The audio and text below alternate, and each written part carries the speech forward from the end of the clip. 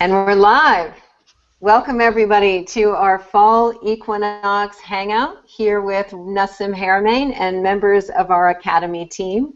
My name is Teresa Collins and I'm going to be facilitating the call today along with Jamie Janover, who's joining us from Oakland, and William Brown, who's in the Resonance Project. He's in the lab there, you can see.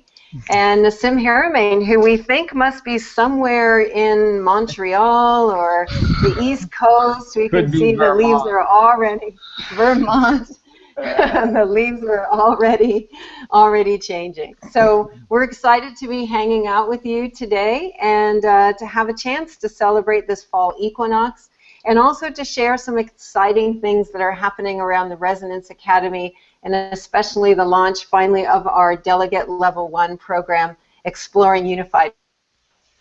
But before we got started, I thought maybe we could just have a moment to pause and just honor the equinox. And I'm going to do my screen sharing really quick to show some pictures, and we're going to get this really fun effect of millions of screens there before I get going. All right. So you should be seeing a picture of the sun and the earth and the moon here. And first, I just want to say, wow, I can't believe that it's already fall so fast. And for those of you in the southern hemisphere, it's almost spring, and you're probably feeling like, finally. We're saying, oh no, and you're saying, finally. And here in the northern hemisphere, starting from this fall equinox, you know, the days start to shorten a little bit, and we got to start to move into the energy of winter. The leaves start to change, and in the southern hemisphere, just the new kind of stirring out of winter begins to happen. So one side of the planet opens to the light, and the other side of the planet starts to move out of summer and into darker times. And it's an incredible mystery that exists, this balance. And the more we question the universe and the more we question who we are, the more the mystery keeps getting richer.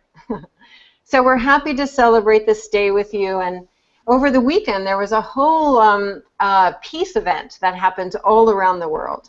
So I thought maybe we could just take that peace wave that got generated with all of those activities and bring that into these fall and spring months and keep it alive in our hearts as we move through this time. And I decided to do a little search on the equinox, like what are the facts about it? And I found this National Geographic one, and I just wanted to say I love National Geographic. They have the most wonderful things to explore. So thanks, National Geographic. And one of the things that it was saying was that the solstice and the equinoxes are actually where they are because they're actually accurately measured as how the sun rises along the horizon. And that takes care of the solstices, and then the equinoxes were the times that were halfway in between, following this elliptical rotation of the sun in relationship to the earth. And so they got pegged as the two seasons that were in between. And the accuracy, this is what I thought fascinating about my exploration today, is the accuracy of this is what made it possible for Stonehenge to be built, where 5,000 years later, people are still, you know, standing there and acknowledging the summer solstice 5,000 years later on that exact time. So there's something about the accuracy of the rhythms on a larger scale that are causing us to have these moments of the equinox and the solstices. Oh, that was pretty exciting. And I saw this also in National Geographic, which Nassim, you'll laugh at. It was saying that some of the sandstone slabs at Stonehenge weigh upwards to 40 tons. And they were hauled over distances of more than 18 miles and were erected upright, which by today's standards is quite a feat. So we actually know difference as we're starting to study unified physics is that maybe that's not the way that it happens. So I think it's important that we acknowledge these times of year where we come together. Oh, Jamie, you also said about the pyramids right now. You posted something on Facebook where they aligned all of this, so at these moments of the equinox and the solstices, the different shadows and lights were cast on these amazing structures. So they used it as the main navigation. So here we are, this beautiful planet floating in space, a miracle to behold. And it's really nice to have moments like this where we can take a moment to collectively acknowledge the natural cycles that are much broader and bigger than just our everyday lives. And to gather in hangouts like this so we can deepen our connection to that and also deepen our connection to each other. So let's dive into our main content for the call. I hope you enjoyed that little journey. Just acknowledging the solstice. And we're going to start with sharing some things about our Academy and our new delegate program that we're launching. And I'm going to get you on Nassim's smiley face. And one of the first things I'm going to ask Nassim to comment on today is that there's kind of a legacy of programs that the Resonance Project has been cultivating over the years. We actually have been dedicated to research and to education. And those started with some in-person events, emissary programs and delegate programs. And I wondered if you could share a little bit about the history of that, what's kind of happened with it, and how this new style that we're going to be offering the programs will help to expand and make a difference. Well, thank you, Teresa. Actually, I really liked your opening. That's why I was smiling, is because, you know, every time we go through these moments throughout the year, you know, we don't think about it twice. Oh, you know, it's the equinox or solstice, you know, change of season. We're used to it. We don't think about it. Same time, same thing, you know, daylight and night and tides are happening, and all these cyclical dynamics are just incredible, but most importantly, they're incredibly precise dances that makes it possible for everything to continue to operate down here on little planet Earth. And it's an incredible thing, and it's incredible how stable it is and how fortunate we are to be able to enjoy it, count on it, and continue our evolution. Talking about evolution, our delegate program has evolved. When I started these kind of programs is, I think with the first emissary program was, when was it, Jamie? January 2008. 2008. Was that beer you're drinking? No, definitely not. It's coffee. Okay. My friend. So in 2008, I felt the need to be able to spend more time with people. I used to give these epic one-day seminars where I would talk for like some 13 hours.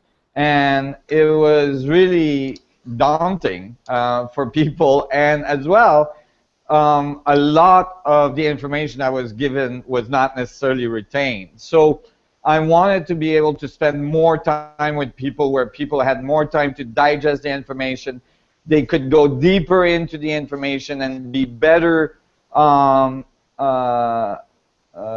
tooled, so that when they came out of the course, they could talk to their friends, family, to peers, to people, the public in general, about it with enough knowledge base to be able to sound intelligent and make appropriate statements about it and so on.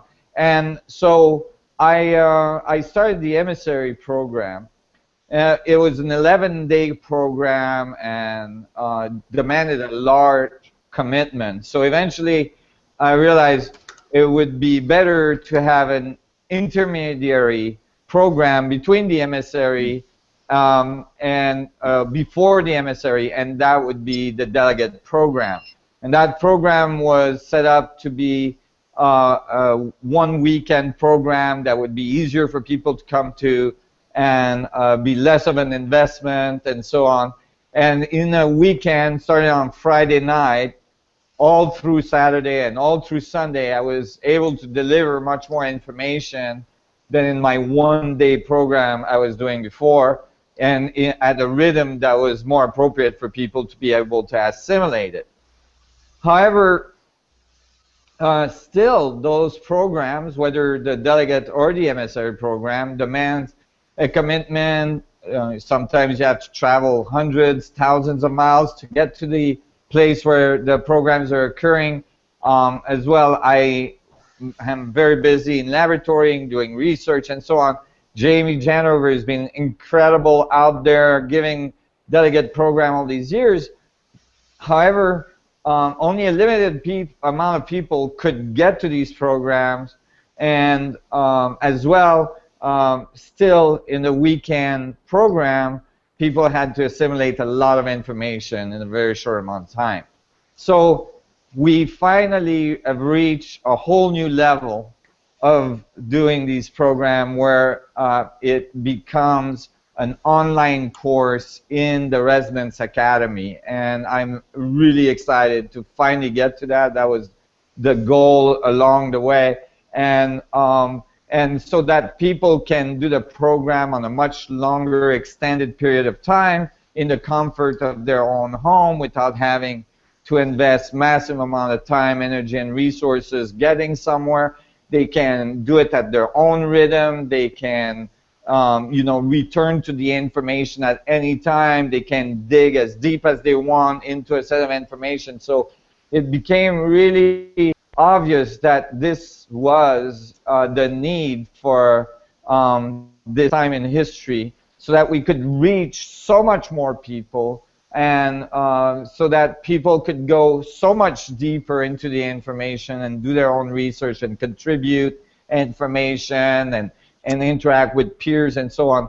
And so the Residence Academy was born, and I'm excited to launch the first program of the Academy in the next few weeks that will really bring a whole new level of interaction with the Residence Project and the world together, and will allow us as well to all grow together in an academic sense in which everybody gets to participate and contribute at their own rhythm and as at the deepest or the lightest level as they wish. So I'm really, really excited about this launch. I really appreciate you all contributing and participating. Yeah. Hey, Jamie, and thank you for all the years. I know as a board of directors and also part of the Academy, the fact that you really hung in there and took the ball when Nassim couldn't travel anymore, and have been going all around the world and doing these delegate programs. And now we're excited to be able to support you with this new Academy and have you come inside and help us to craft that. But thank you for all your work. And I wonder if you want to add anything to what Nassim said.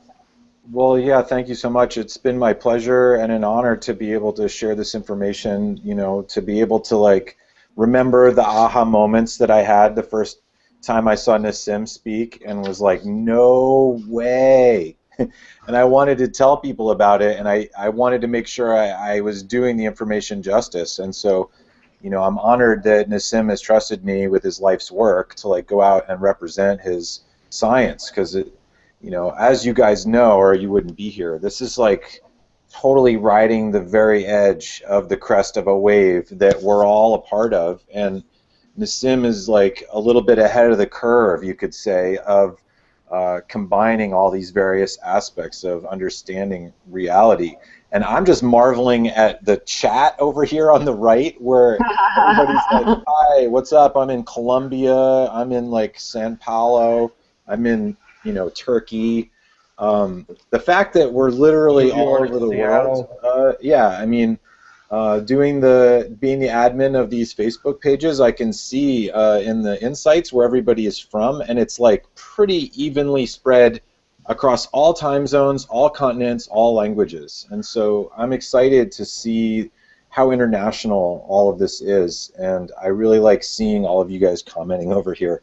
It makes it all feel really real, and I think that's what's going to be the most exciting part of this Academy, is that we will all literally get to see and interact and communicate directly in real time with people on every continent, in every country in the world, at a time when unification of our vibe and our ideas is absolutely essential to not just, you know, learning about stuff, but to our very survival. And today is an auspicious day where the protests in New York with climate change is the biggest climate change march in the history of mankind. It was 400,000 people. They initially predicted it was going to be 300, 310, and then they just upgraded the estimate to 400,000 people showing up for climate change. And this information that Nassim is helping to bring forth has a very direct and very real powerful impact on the way that we make energy and therefore protecting our climate. And so it's all very interesting and perfect alignment, and thank you guys for all being here, because you know it's going to take all of us to figure this out, and I think the Academy is going to be an important piece to this puzzle of raising the awareness of our environment and our relationship to the rest of the universe, so that we can like act in resonance with the universe instead of blowing it up to make energy. Yeah. Thanks, Jamie. Yeah, I really also want to just acknowledge all the emissaries. Many of them will be joining us for the Delegate Level 1 pilot. They'll be in helping to provide feedback for us. They'll also be engaging in the Delegate Lounge, which I'll tell you a little bit more about. And soon after the pilot's done, the emissaries will be able to take this program out and offer it in their homes and in their communities. And so it's a nice way for us to be able to expand the message through the community. And if you did attend a delegate program, we are encouraging everybody to enter in and do this course, because it's much deeper and richer, and we go a lot farther than we did in those weekend programs. And it'll be the perfect foundation for us to begin to explore unified physics together. So, Nassim, the next question I was going to ask you is the topic for Delegate Level 1, our foundational course in the Academy, is exploring unified physics. And so why is it important as a learning community that we explore unified physics? Why are we doing this? Well, I think we're describing unified physics as like overarching concept of unified understanding of the universe, its forces, and how we eventually got here.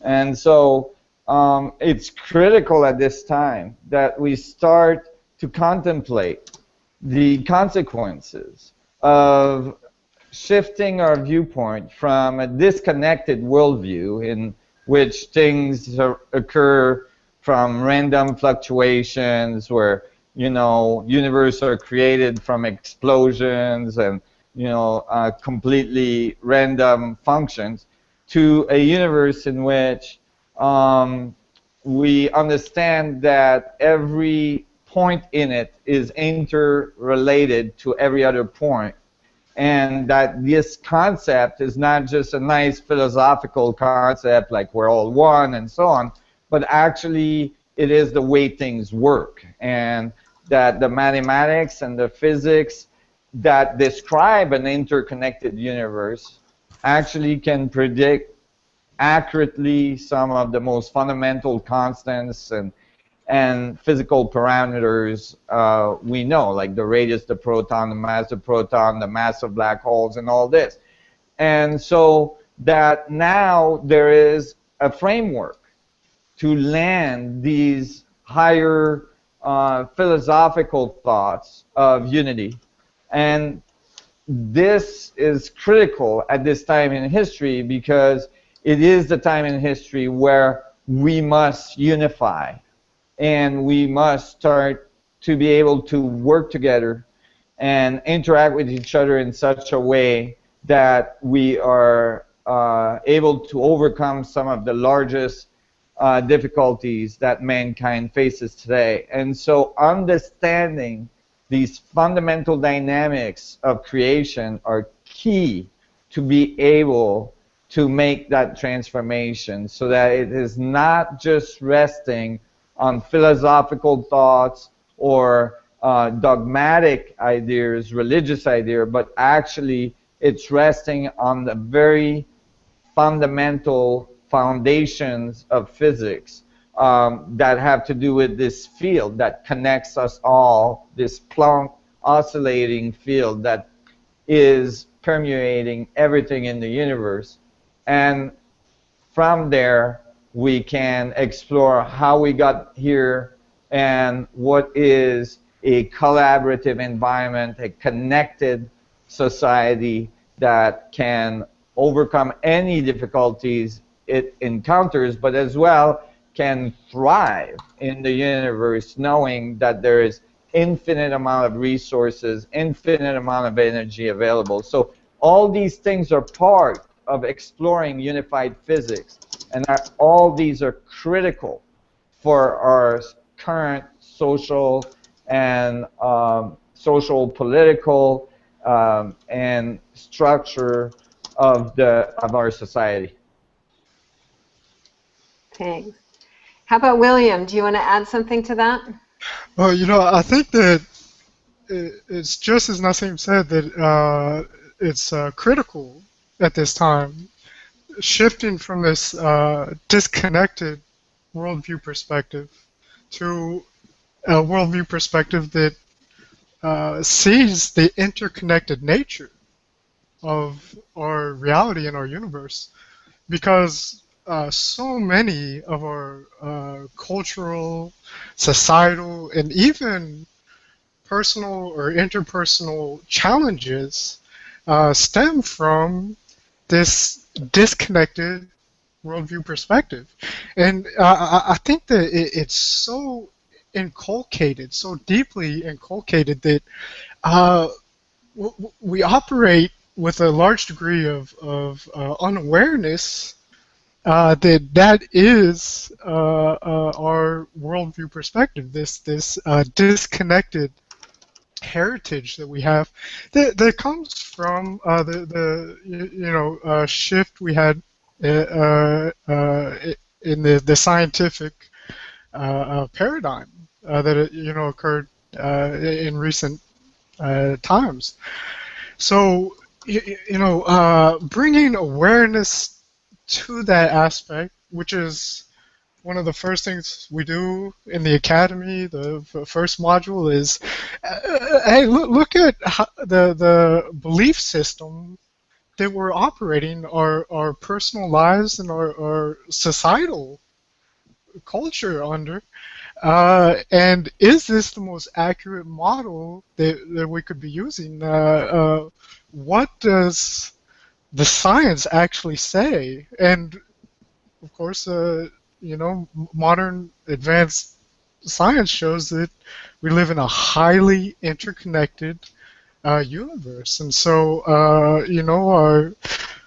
the way we live our lives and conduct societal and cultural affairs should be in harmony with that, to our benefit. Yeah, nicely said. Nicely said. Okay. How about you, Jamie? Do you want to add any last words to that? Why is it important that we're diving into unified physics study as a learning community? Because biology is the feedback mechanism for the universe to learn about itself, and we are all made of the same stuff the universe is made of. Therefore, we're emissaries for the universe, and we have a moral obligation, I would say, knowing what we know, to tell everybody that doesn't know, and not be bummed or pissed off at anybody that doesn't know, but to have empathy for them because they were told stories throughout their life that turned out to be incorrect. And now that we know what is correct, it's our job to clarify and to be like human washing machines and clean up the mess that humanity has left for us. I want my grandchildren to have fun, you know what I'm saying? So like, this is not just like, oh cool, let's learn about sacred geometry. This is like, let's save our butt right now, because like, we can't just keep burning stuff. It's like, it's insane. And I was really proud of seeing Leonardo DiCaprio, of all people, talk to the United Nations earlier today. He nailed it in like 3 minutes. That's a great video to check out and share, by the way. Thanks, Jamie. Yeah. I know I'm really excited about the way in which the program is being offered. For me, the experience of the unified physics principles has always been something I've garnered more from my time in nature and being in my body, and less about what it really means from a scientific perspective. And so I'm excited to have that part of it, you know, a deeper understanding, so that it's not just a conceptual idea, that it's not just my personal experience, but now it's being backed up by science as being real. And that reinforces my personal experience and has me open my eyes even deeper to what's happening around me. So I'm excited for what we have to offer in there. Mm-hmm. So Nassim, maybe we should share a little bit with everybody, and Jamie and William, is take them on a little journey of what they will find as they enter into the 6 portals, the 6 modules of the Delegate Level 1 program. And we start with Module 1 with worldview. So why are we starting with worldview? Well, you know, that's what Jamie was saying, and William, is that we are starting with worldview because first we got to examine what is the worldview that we inherited by, you know, default, by being born at the time we were born at, and, you know, in the society that we're living in, and become aware of those worldview, because many of us are not necessarily aware that those are, you know, intricate conceptual ideas that we have that are running in the background that are affecting pretty well everything we do. So to become aware that these are present, and then to evaluate if these worldviews that we were given are accurate or correct, you know, and if there is alternatives to them. And the alternative we propose is a connected worldview. So in Module 1, we just identify the difference between the 2 worldviews, the disconnected one and the connected one, the advantages and disadvantages of both, and how, you know, what would it take to actually confirm if the universe is a disconnected random universe, or if it's a connected, highly coherent, you know, self-organizing universe. And so from Module 1, we're able to like establish these 2 worldviews, and it's like 2 different lenses you can look at something from.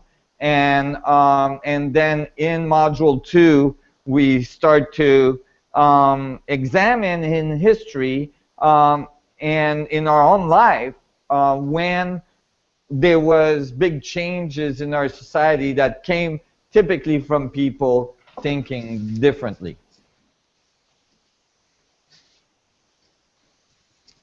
Yeah, so we have worldview. We're exploring what we believe and having a chance to examine that. I loved Elizabeth Satoris, was one of our colleagues in the program, which you'll see there's some videos of her, and she calls it our vista, that we have to really look at what we've created as the garden of our thoughts, and how those thoughts are affecting our choices and affecting the manifestation of the future that we're wanting to create together.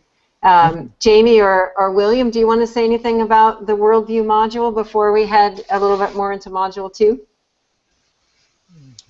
Sure. The worldview thing, I think, is pretty key. I always remember seeing Nassim speak, and then when I was trying to explain what Nassim would explain, because I wasn't Nassim, and I wasn't saying I did this or I did that, I was thinking more like, well, wait, let's like pull back on the historical context, because like there's other people that were like Nassim who dared to say something that was really different than the standard model at the time. You know, Galileo and Copernicus, of course, come to mind for unflattening things, and then this crazy guy who barely graduated college said space and time were not separate things, and that they're a fabric that curves, and people are like, dude, you're insane. And then Nassim would come along and say, the proton's a black hole, and then a bunch of people would say, dude, you're insane. And now we're getting everyday physics coming out from like Princeton and Stanford, starting to confirm stuff that Nassim wacky 20 years ago is starting to sound like, oh, of course there's quantum wormholes connecting everything. Look it up. It's there. It's like Nassim doesn't have the money and funds for the laboratory to do that kind of research on quantum wormholes. But luckily for him, all around the world, physicists are catching up to what he was saying. And so you have to kind of like go back into the broad context of how we got to this point. So it's not hard to imagine that, you know, something that sounded crazy, like, you know, the Earth not being flat but a sphere, turns out to be correct. And, you know, they just came out with Laniakea, the new model of our supercluster that shows like an even bigger structure than we thought, and then another bigger structure. And now Nassim's new physics points to the fact that our universe is probably one of maybe an infinite number of universes. It could be a tiny little dot in a much, much bigger multiverse. And so it's a pretty exciting time to be doing this. And the next wave is going to be epic, and we're going to be able to like ride it right there, surfing style, along with Nassim, who's kind of been the one who's practicing the surfing a little bit longer than the rest of us. And keep up with him is a challenge. So then we head into Module 2, and Module 2 is about having the courage to think differently, because that's how our worldviews change, especially in the face of a predominant worldview that from every angle, media and politicians and medical institutions, educational institutions are telling us something different. So do you want to say a little bit about Module 2, Thinking Differently? And yeah, I think I really like that module because we get to talk about some of the history of the large changes that occurred in our worldviews throughout the years, and some of my favorite characters through history that had the courage to actually stand firm in their ideas and say, I'm sorry, but, you know, according to what I'm seeing in my telescope, it seems like the sun appears to be the center of our solar system, and stand in the face of some of the most powerful institutions of their time with severe consequences to whom would challenge them. And so there is a lot of courage necessary for people to, in many ways, to you know, not just relative to other people, but even relative to ourselves, to have the courage to allow ourselves to think differently, to allow ourselves to open up and like let go of some of the ideas that were given to us earlier on, some of the preconception we may have, and to entertain new thoughts that may be a little startling at first, can give you like a knee-jerk reaction. And so, you know, in that module, we look at a little bit the history of these people throughout the ages, what they had to endure, and how they eventually were able to overcome the common beliefs of the time and establish a new worldview that had significant impact on the evolution of society throughout the years. So it's a really fun module like that, and it's still really light until we get into Module 3. Whoa. Well, let's see if William has anything to say about Module 2. William, do you want to add anything about the importance of thinking differently in this context? Well, so when you look at the historical progression of thinkers, philosophers, and later scientists who dared to think differently, you know, these were revolutionary ideas that were pivotal to the advancement of human civilization. And it is interesting that most of these revolutionary thinkers were crucified. I mean, they were not well received, especially by the power establishments, the institutions that wanted to maintain the status quo, and to a lesser extent, the general population who's fearful of change. But in retrospection, if we look at this, the change only always empowered the people. And it's just, I think, good to look at this historical perspective because we're experiencing just such a pivotal moment right now. We're at the crux of one of these revolutionary moments in how we view ourselves, how we view the world, and our course here sums it up pretty well. In fact, seeing the historical perspective, our current situation, and where we want to go from here, do we want to be bold and step up and step into the unknown and for the benefit of empowering ourselves and advancing our culture and civilization? It's a powerful module from that perspective, I think. Yeah. Thank you, William. The one thing I like about Module 2 is that we also get to have a little closer look into Nassim's life and what was it like for him to be somebody who was thinking differently. And what did he learn from some of the interesting ways and places that thinking differently led him? So you get a little bit of a sneak peek into some of Nassim's history, and I really love that part of the module too. So then we come to Module 3, Nassim. Let's give everybody a sense of what they're going to hit when we get to Module 3. This is where we're going to really have to hang in there. Yeah, Module 3 might be a little intense for some people. It is the module where we go through modern history of physics and the evolution of physics, the evolution of the philosophy of physics, and the evolution of the mathematics in physics, and eventually to the standard model and the particles model we use today. And that one, we actually give people a little bit more time, like 2 weeks, to go through it. As I was saying earlier, it's great that people will be able to go back to it and dig deeper and so on and reread it because there is so much packed in there. And it can be a little daunting. It can be a little complex. We kept it layman. However, there's so many complexity levels that are available that people can dig in.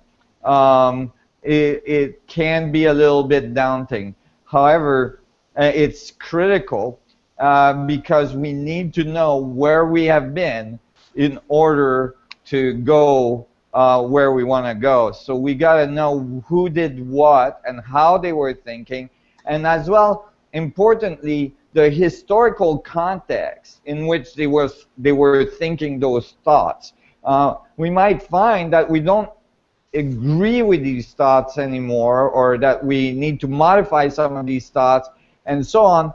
And so we need to know what they were, but as well, we need to understand what was the historical, societal context in which these thoughts were developed, during the war, after the war, and so on. What was the interest of the time, and so on, and how that eventually shaped the way modern physics are dealt with today. And so it's a really important module. It's dense with information. People are gonna have to make themselves a nice cup of coffee or tea. I would recommend caffeinated tea and read on and listen to videos and utilize all the media we put in there so that they get a good rounded view of where physics is at today and where we need to go with it. And so that's module 3, which is definitely an event horizon for most people. Hey, William, you were here when we were going over Module 3 just not too long ago. Do you want to add anything to that? Well, so, it is the certainly more factual, or technical based discussion. I mean, getting into kind of the nitty-gritty aspects of standard theory, and a lot of those aspects of standard theory are of course interesting in the context of their historical development and how they got us to where we are now. So in that regards, it's important to be familiar with, if not understand, the standard model, standard theory. But again, there's so many areas that are just so blatantly off base, or not quite aligned with what we know to be a more accurate description, that it can be a little bit more difficult to get through, because I think that the reader will experience even a little bit of cognitive dissonance. That what I'm reading isn't quite resonating with what I feel to be true, with what I experience as reality, and kind of unconsciously it can make it difficult to get through it. But if you just remember that we're going to take you through that, but then go into the unified physics, the unified science. So just hold on, stick through it, and we'll get to the stuff that resonates with your truth, probably to a lot greater degree. So. Yeah. Thanks, William. So Nassim, let's take us. That was beautifully said, William. Nassim, take us into Module 4. We finally crossed the threshold, right? We've looked at our worldviews. We've looked at those that have to help push it. We looked at the current physics, and now we've crossed the threshold to unified physics. What are we going to explore in Module 4? Well, I was reading the comments there on the side. Somebody was asking that I say something in French. So, bonjour tout le monde en français. Toute la France, le Québec, tout le monde, bonjour. Okay, that was my little French moment. So yeah, the module 4 is really, really fun. And it's fun because we've made it through the history of modern physics. And as William was saying, it can be challenging to read that stuff because the complexity and the difficulties come from very incomplete model. Typically, these models don't resonate with people very well, and that's why a very large percentage of students drop out of physics after the first and second year, and that eventually leads us to Module 4, where we end up with, okay, well, what is the solution? In Module 3, at the end of Module 3, we identify what is the difficulty, that if it could be resolved, all of a sudden everything would kind of come together, everything would kind of get simple and beautiful, and we could like rip off all the band-aids that were put on to try to make the standard model work and actually have a comprehensive mechanical, solution. And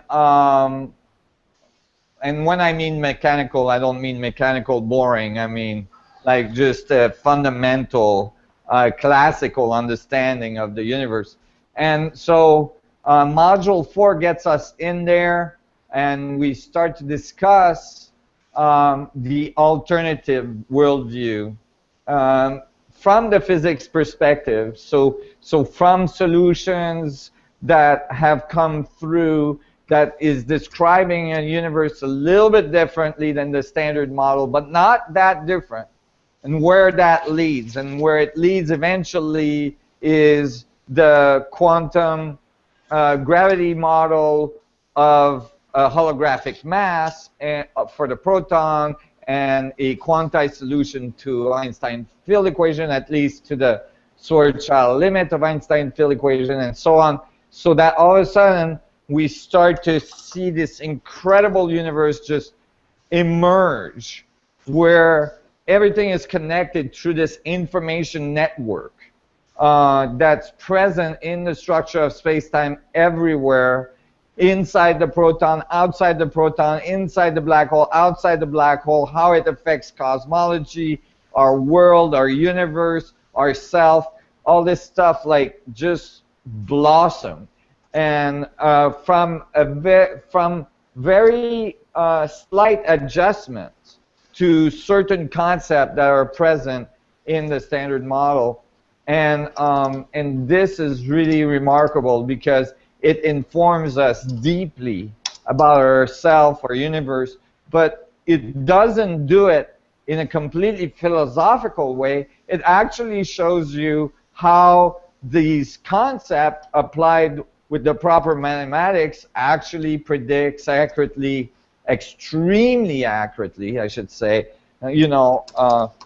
how mass emerges in our universe, how forces emerges in your universe, and so on, and eventually how, we could start to build a model of biology and consciousness out of the same fundamental mechanics. And so it's really exciting because it's not floating in midair, it's not just assumption, it's actually well grounded in the mathematics and physics, but it's done in a simple way that everybody can understand. And I think that this is where people are going to pop, and get the most amazing ideas, and, probably going to give us so much more than what has been written so far in their contribution and interaction with their peers and so on. So I think it's a really fun part of, like, after the difficult birth is like the rejoicing of the new model. Great. How about you, Jamie? Do you want to add something to that?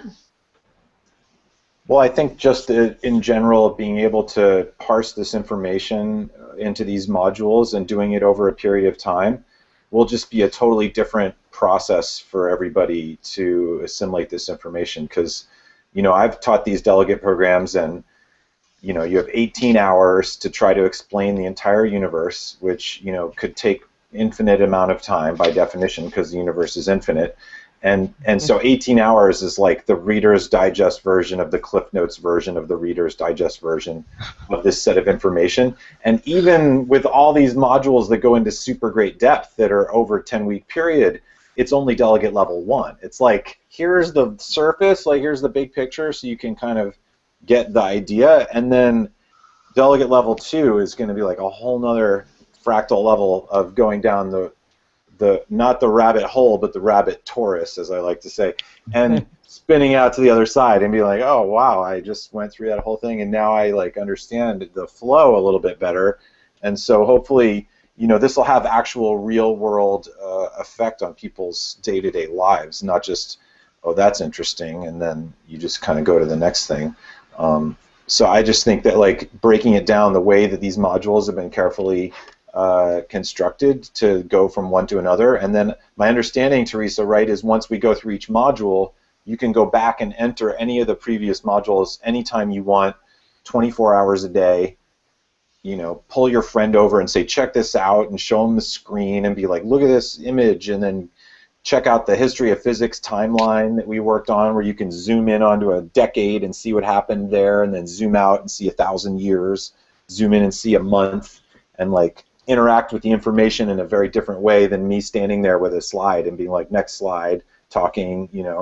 It's all very like linear, and if you're tired, you just pause it and sleep and then wake up and go back to it or whatever, instead of us all being in the same room and like, oh, we got a break for lunch, and it's just a whole different thing. So I think Yeah. this is like breaking ground in that, you know, that there's a lot of information on unified field theory available on the internet, but it's not all in the same place, not even close. You have to fish through all this stuff and be like, is this real? Is this correct? Is this old?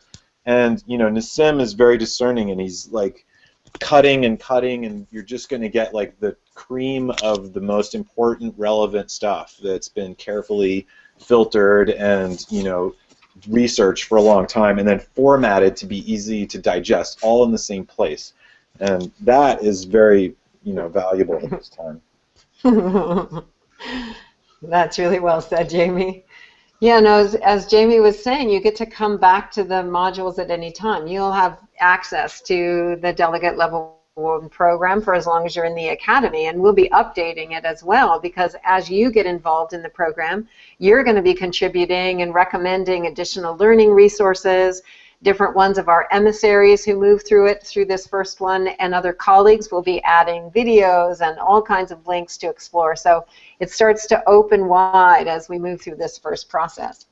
But Nassim, let's finish up our 6 modules. We have 2 more to go. Module 5, which is really going to be an exciting one following Module 4, and that's on the ancient origins of the geometry. Yeah, absolutely. And, you know, that's a fun one too, because when we finish with the holographic solution and the quantum gravity solution to mass energy, we are ending up with a pixelation of the structure of space-time that matches ancient symbols that are found all around the world. And so it's a perfect segue into Module 5, which is the ancient origin of unified physics, the ancient origin of geometry, and how ancient civilizations all around the world seem to have had direct access to that level of knowledge from variety of sources, but as well that they may have been able to utilize this knowledge, this solution to gravity and so on, to do incredible things all around the world. And so this is kind of a fun module that gives us a really kind of deeper perspective than just modern history of unified physics, and a deeper sense of purpose as well, at least for me, that this information has been there for thousands and thousands of years, and this is the time where it must emerge and transform our society. And you know, it's going to be a fun module too for people as well, like finding some of these things all around the world from these ancient civilizations that boggles your mind. And you know, I love researching it myself and writing it myself, because it's you know, with the help of the team there, like I'm getting all sorts of new sets of information about pieces that have been found in the last few years, in the last decade, that I may have missed and so on. So it's going to be fun. I really like that module. Great. How about William? Do you want to add anything to that one? You know, I think that it's just so important to look at our ancient origins, or our ancient civilizations, even in a broad scientific context, because part of our disconnected worldview perspective is this linear, incremental-based view of human development and even evolution, when this project simply isn't the case. Human evolution was very nonlinear. It was punctuated, you know, so that when you think about our ancestors and what they knew, and their technological level of understanding, you know, we like to assume that they were primitive. But if you look at the even extant evidence right now, this does not hold up whatsoever. And so, you know, there's many different aspects to that. Is like if our advanced scientific theory is dovetailing or paralleling with some of the clues they left behind in monumental pyramid complexes, that's a good sign. Even now, a good little secondary validation. But also, you know, what is the nature of humanity in that context? Did we fall out of a tree and crawl out onto the savannah and go into caves, or you know, have we had a little bit more richer history, and where are we going from here? Certainly. Yeah, thank you. So we come to the last module, and you know, some people are asking in the chat around, you know, besides educating people about the information, and as you said, Nassim, this is going to go deeper than what you've presented before in the past, is how does this really apply to our lives? And I think Module 6 really takes us there, the implications and applications, and how that relates to us as individuals and collectively. So do you want to say something about that module? That's where we bring it home. Yeah, implications and application. Implications of the unified physics, the new model that's developing, what it says about our world, what it says about us.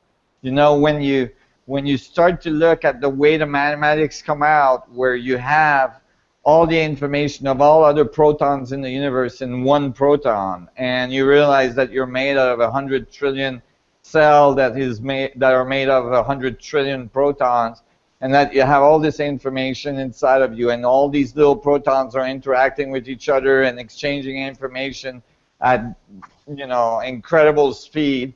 You start to have a different sense of who you are and the world you live in, and it has a lot of implications philosophically, socially, obviously in science, and eventually in development of technology. And so obviously all of a sudden things that seemed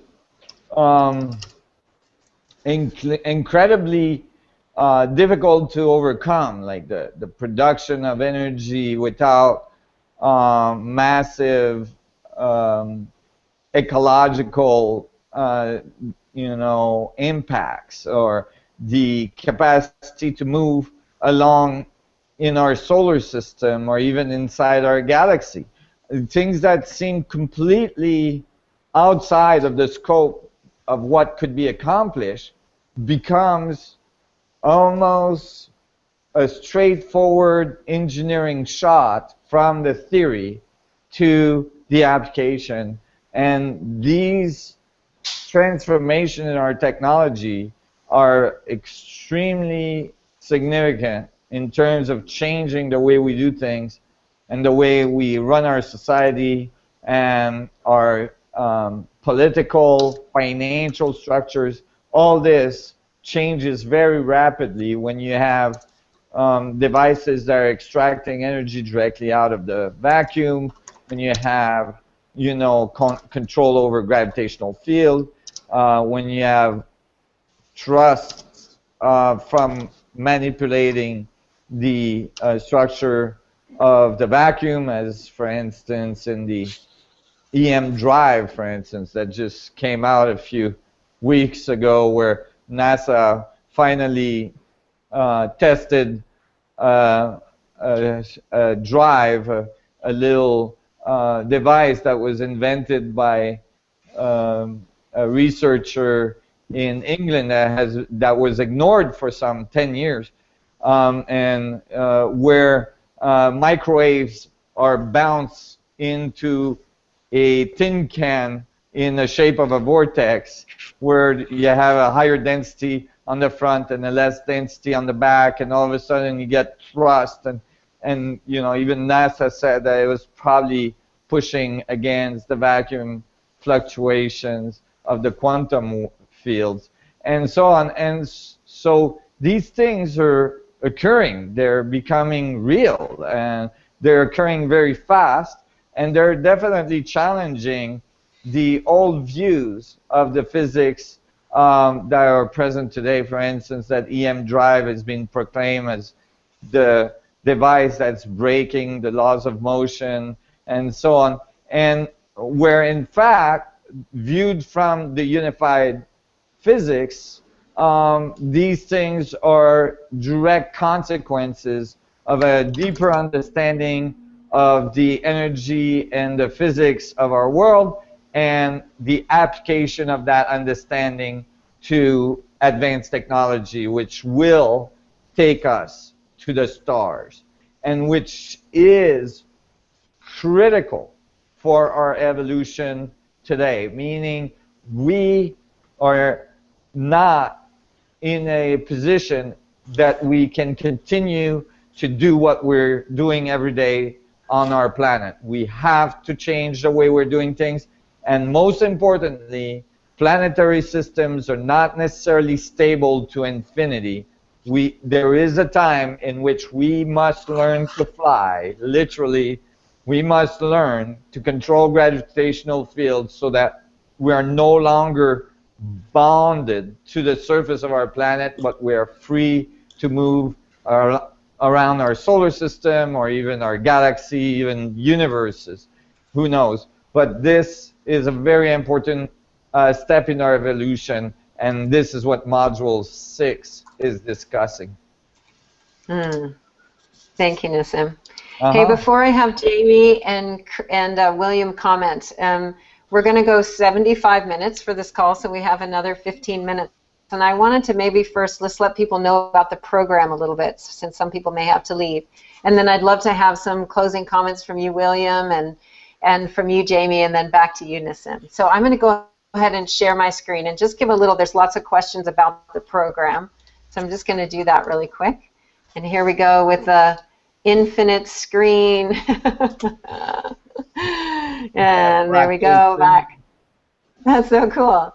So the program that we're launching, that we're actually piloting, it's a pilot program, which means we're just completing the first level of work in the delegate program, and we want to invite you in to come and explore the systems, the process, the information, and to help us to evolve it and improve it for all of the people who will come behind us. So this first group that's entering into the pilot, you are our pioneers, our test pilots. And not only are we learning about unified physics, but we want the experience over the 10 weeks to be one where we can start to discover what happens when a global community, a global learning community, begins to explore unified physics together, not in a dogmatic way, but in an open and with the spirit of discovery as an exploration to see how does our life change as we begin to study and share and discuss this material. And as Bo said, one of our emissaries, as we come inside, not only are you reading the material, watching videos, looking at information links, but you're also engaging in dialogue with other people who have been exploring and researching these ideas.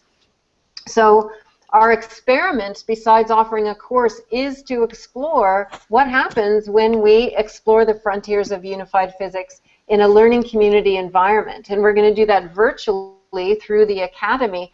But we're also encouraging people to join together in small groups where they live so that you can begin to have these discussions and talk about how you apply these ideas.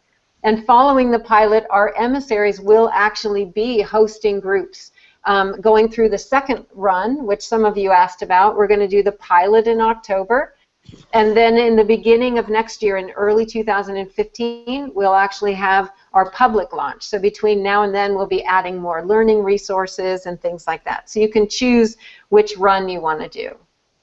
And it's important to say that what we're going to offer for the pilot is really just the tip of the iceberg of our vision for the Academy, what we see as possible, and we can only get there as you begin to participate and contribute. As our colleagues and other researchers and leaders and our emissaries participate and contribute, we'll begin to build what's really possible. So we're just starting with the first baby steps, and you get to come and help us to design and craft what will happen going forward. So the way this is going to roll out is the orientation dome will open on October 8th. And even though we're using these beautiful visuals that feel very spatial, we're doing that because we want us to feel like we're entering into something, even if it's a virtual field. So the orientation dome will be online. It's a virtual dome. And that will open on October 8th. And for 1 week, you'll be able to meet the team. You'll find out about the support team. You'll be able to go into the lounge and share yourself. You'll be able to get your profile set up. You'll be able to learn about the program, take some tours, have tutorials. So all of that just to help us get settled in together so that when we're ready to go, when it launches on the 15th.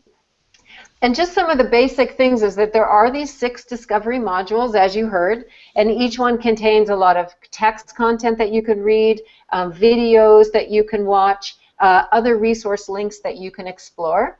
And we do recommend that you go through the modules one at a time. We're going to open them up every week, 2 weeks for modules 3 and 4, because they each build on each other. But once you go through, as Jamie said, then you can go back to the modules, watch that video again, or read that part again you didn't get. You'll be able to have access to some material ongoingly, which is very different than, as Jamie said, if you go for a weekend, you know, you get your binder, but you don't really get to go back to the presentation.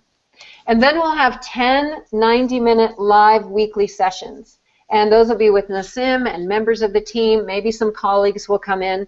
And instead of using a system like we're doing now where it's kind of one way, we're here, we're on the video, and you guys are communicating in chats, we're going to be using the Maestro system so that we can actually hear your voice and you can ask questions, where we can break into small dialogue groups and we can see who's in our groups.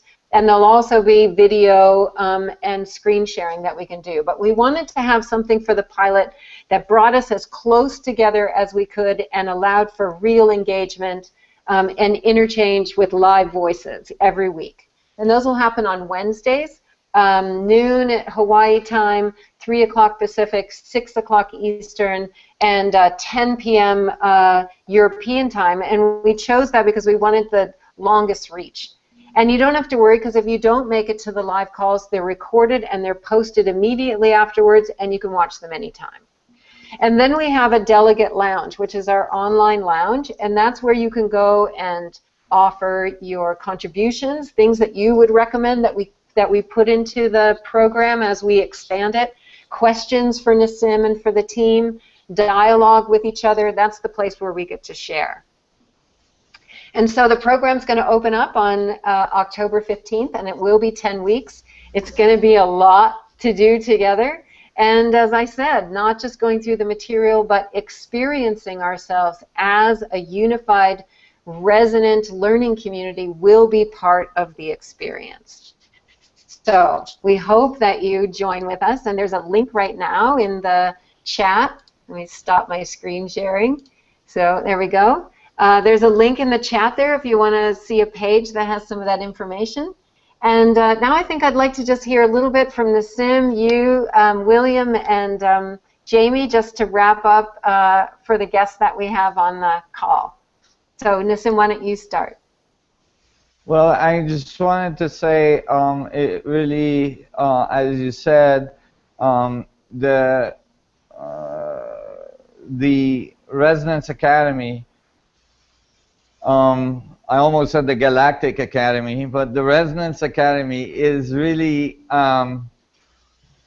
you know, the tip of the iceberg. The Delegate Level 1 is the first course we're putting out there, and really I think there's already 1,000 people.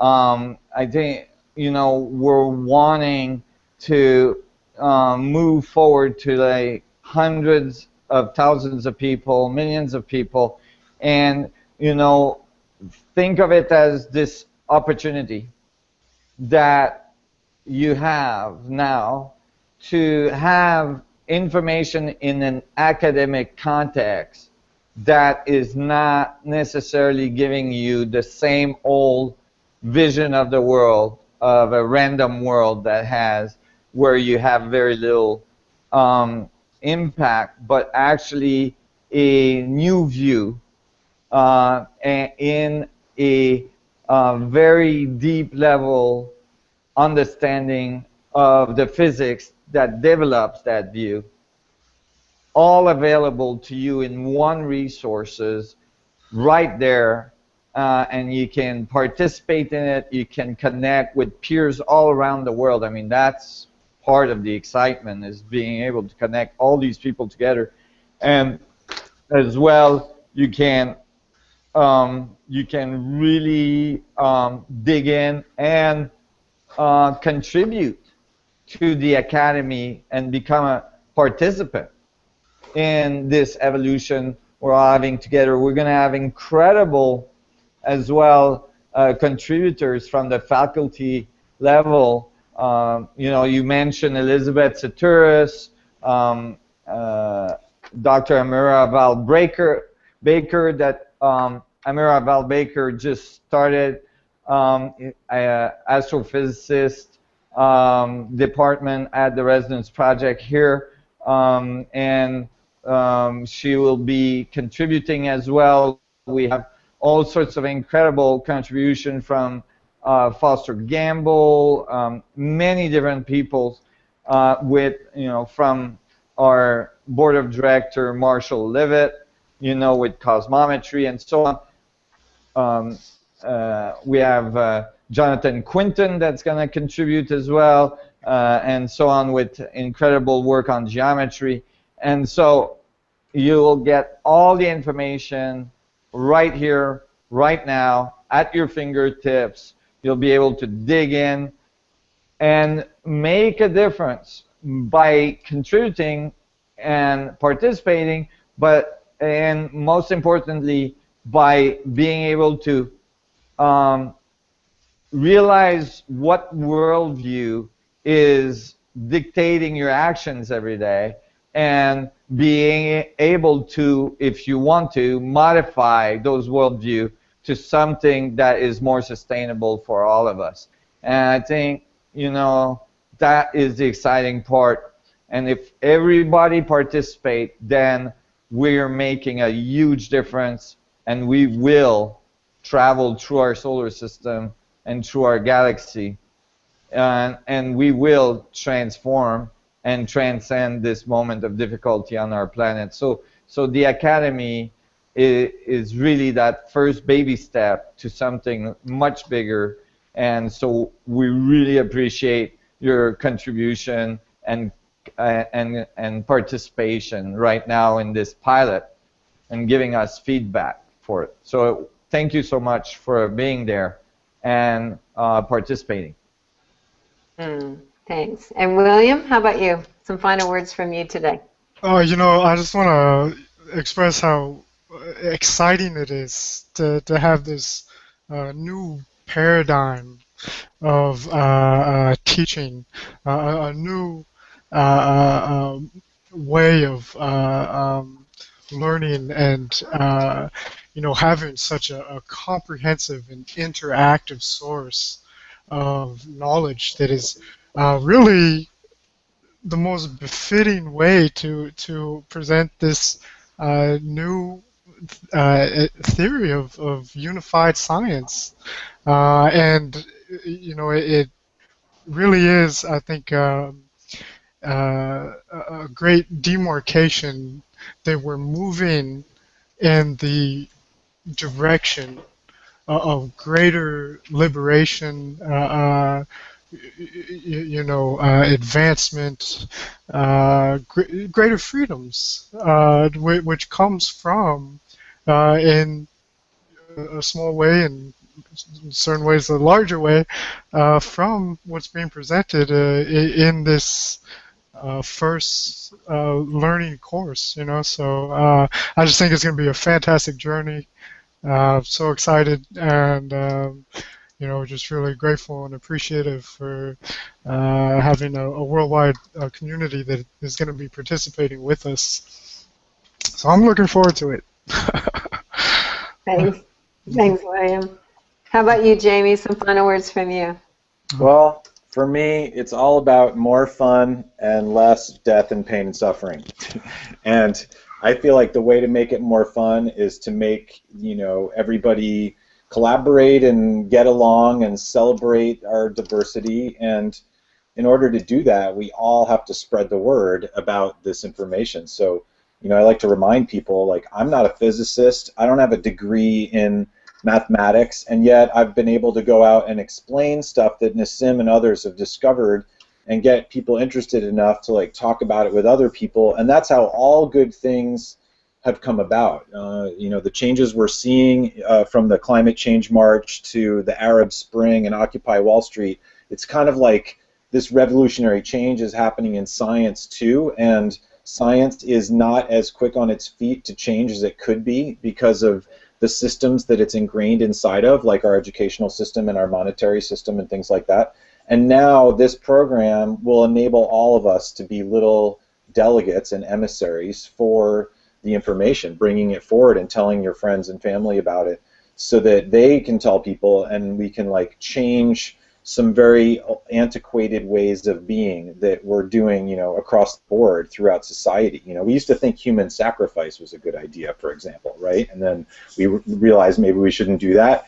And so now there's things that are not quite as dramatic that are embedded mathematically into physics, for example, that turned out not to be such a good idea also, and that, you know, maybe we should treat each other better and stop blowing things up. And so I think we're going to come into coherency thanks to spiritual things that have nothing to do with, you know, the physics, but the physics is basically confirming mathematically the stuff that the spiritual ascended masters have been saying, and that's what it really hit me as like, I don't want just physics, and I don't just want faith. I want to have faith for sure, and I want to be spiritual and metaphysical, if you will, but I also want some real science. I want logic, and I want it to all make sense and fit together, and I think that's what this has carefully been pieced together to like connect all the dots, and you can be like, check this out, and show somebody, and they're like, whoa, this is actual confirmation of stuff that I was unsure about, and that's where I am. I mean, I don't know how I got here, but here I am, so hi. I love you guys. I love all of your comments. I love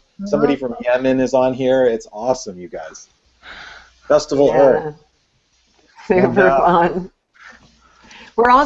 People were also asking about scholarships. We know that there are some people that even though we're keeping the price really low, it's challenging. So if you are interested in applying for a partial scholarship, you can send an email to info@resonance.is, and just be sure to put scholarship request in the subject line so it's easy for us to find.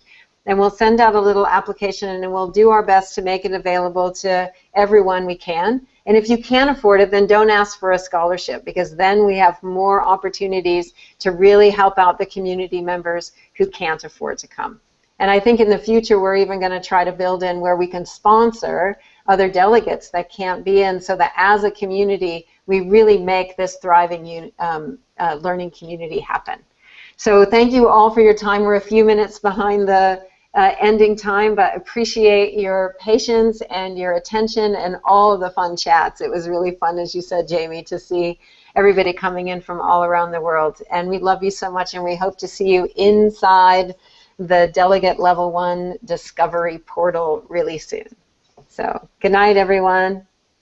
Good night. Thank you so much, Teresa. Thank you, everyone, for your contribution and participation. Have a wonderful fall, and we'll see you in the delegate program. It's going to be awesome. Come and play. Bye, everybody. Thank you.